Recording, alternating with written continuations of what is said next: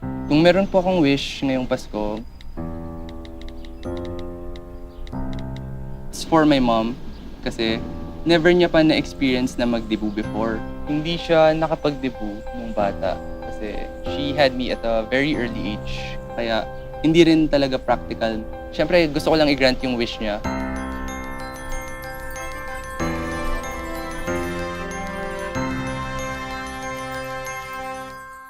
Last month pa lang, kinukulit niya ako, Ace, magpo-40 na ako, hindi pa ako nag-debut. Feeling ko magugulat talaga siya.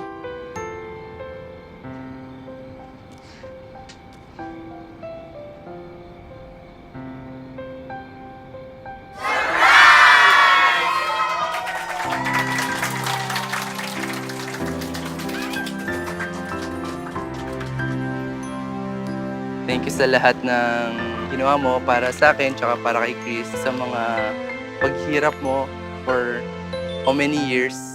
Alam naman natin na hindi ka nakapag-debut, kaya ito na ngayon. Nagulat ako kasi you were able to gather all these people. Nakakatuwa. First time pong na-surprise ng ganito. I'm very happy that I had the chance to put this all together for my mom. Yan, salamat at tinupad mo yung wish ko.